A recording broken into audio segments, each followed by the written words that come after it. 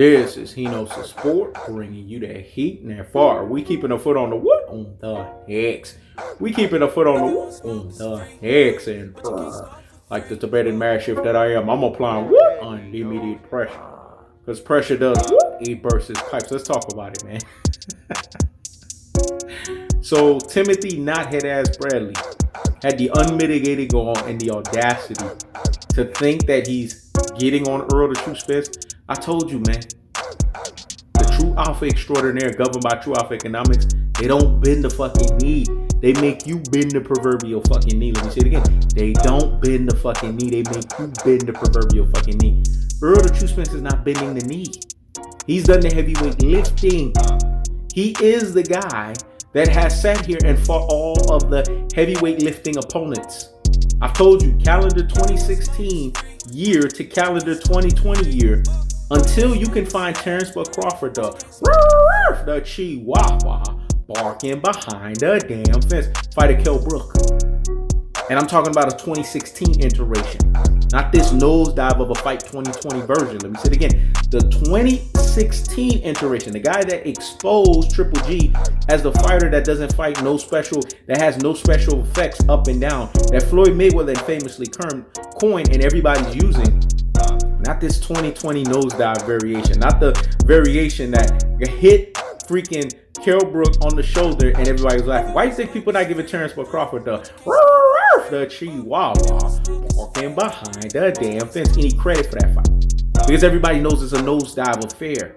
They knew that Kell Brook was paid to lose. There was no Eddie Hearn. There was no Dominic Ingle.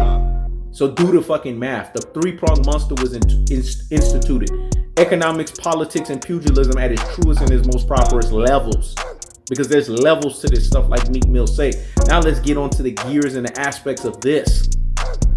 Then we have Timothy Bradley basically not remembering that Errol the True Spence also fought the Mikey Garcias of the world, the Lamont Petersons of the world, the Danny Garcias of the world, the Sean Porters of the world.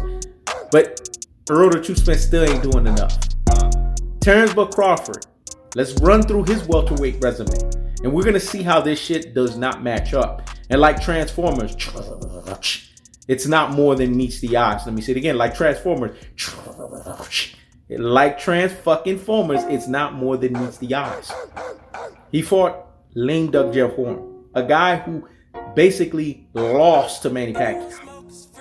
He fought, let's see, one-legged iteration or one-legged gimp variation of Jose Benavidez. It's not adding up.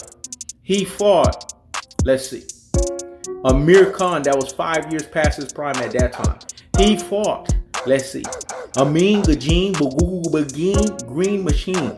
He fought, let's see, a nosedive Kell Brook. You see how this is not adding up? Look at the lineup that I gave you with Errol the True Spence and look at the lineup with Terence Crawford. It's a things that make you say, It's a things that make you say, that lineup is not adding up. In its most cold-hearted, unadulterated, and cutthroat true-teller fashion. Errol the True Spence is the heavyweight lifter. Terence Crawford is nothing but a Chihuahua barking behind the damn fence pretender. Let me say it again. Errol the True Spence is the heavyweight lifter, whereas Terence Crawford is nothing but a Chihuahua barking behind the damn fence pretender. So you have a heavyweight lifter and you have a pretender. And you're not sitting here and doing the math. You're not seeing how it's not adding up. So one guy has to get minimum. And it don't even need to be at this point. It should be 70-30 or higher. Minimum one guy should get 60%. And that's Errol the True Spence. Whereas Terence Crawford deserves 40% minimum. This is a guy that gave you 57K, which was his lowest paper fucking view. Errol the True Spence is giving you consistently over 300K. And we're sitting here and we're arguing the delineation, the distinction, the gulf and the separation of Terence Crawford being supposedly number one pound for pound. You can't be number one pound for pound with me naming the lineup that he's had as opposed to the lineup that Errol the True Spence had. It's not adding up. Again, it's a things that make you say, things that make you say, Look here, Timothy Bradley. You need to be worried about the fact that you duck Errol the True Spence. Errol the True Spence retired your ass. because you were his mandatory for the WBC. You didn't want to fight with him.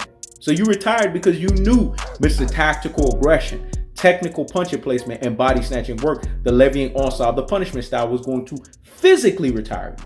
So it was smart that you got out of there, especially after the beating that you got from Ruslan Provodnikov. Let me say it again, especially after the beating that you got from Ruslan Provodnikov. What did Errol the True Spence said? If I am defensively shoddy at best, then why did I not miss 1 year of boxing because I was mentally slurred? That was another jab for the number 3 of confirmation. What you're getting for Timothy Knothead Ass Bradley is what you always get from him. A not fucking head. That's the cold-hearted, that's the unadulterated, and that's the cutthroat truth teller fashion. I keeps the foot on the next. I keeps the foot on the next. When it's all said and done, Timothy Knothead Ass Bradley is taking up for the Chihuahua walking behind the damn fence and Terence Crawford, because he needs all the help that he needs. But what he has to understand is Errol the True Spence is going to continue to mentally whip him into shape until he minimum takes the grace period of 40%. That's the cold-hearted, that's the unadulterated, and that's the cutthroat truth teller fashion. This is Hino's the Sport. Check it out.